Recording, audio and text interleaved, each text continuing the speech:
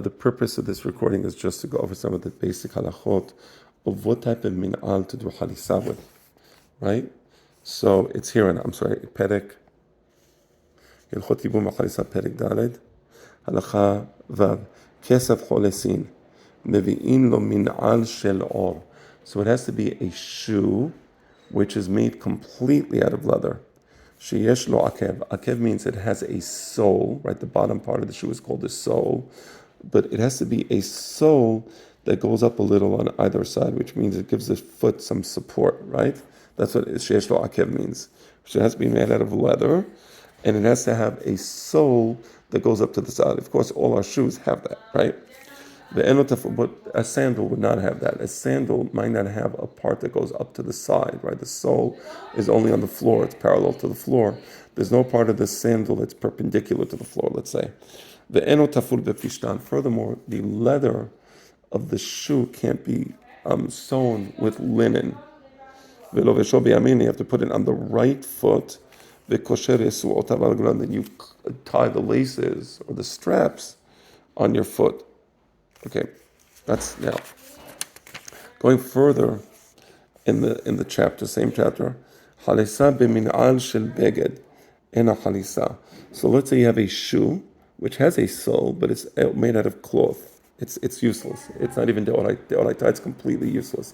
Not derabanan, not deoraita, not nothing. Aval im halisa b'min'al she'en lo akev. Now these are things where deoraita you fulfill the obligation, but derabanan you didn't fulfill the obligation. So first of all, if you have a shoe which doesn't have a sole, what does it mean a shoe without a sole? That's basically today's sandals. Today's sandals have a leather bottom, but the sole, or it doesn't have a sole, but the sole doesn't rise up to support part of the foot, en lo akev.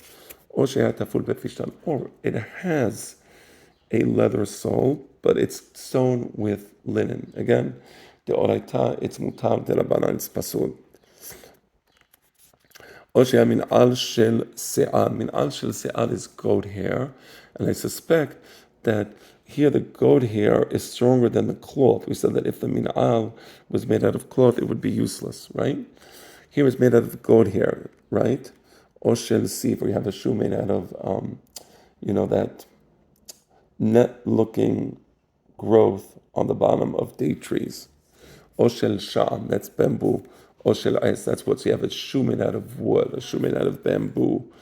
Or shel min al gadol, or the shoe is too big. Because it's too big on the person, he can't really walk with it. Or katan she'eno chofer ov raglo, or if it doesn't cover a majority of the foot. Or min al farum she'eno chofer ov haregel. Right? So the chofer ov raglo means it doesn't cover the top of the foot. Right? Chofer ov haregel, I think it means, right? I don't know the difference between chofer ov raglo or min al farum she'eno chofer ov haregel. That's a separate diyun. But the point here is that we know what type of shoe has to be done. Let me think about that. So obviously, a small foot doesn't cover most of the a small shoe doesn't cover most of the foot. So you have I understand the difference. Here you have a small shoe, and because it's small, it doesn't cover the majority of the foot. Here you have it's torn, right? And because it's torn, it doesn't cover the majority of the foot. It could be the right size shoe, but it's filled with torn parts. In these latter cases, the halisa is pasul.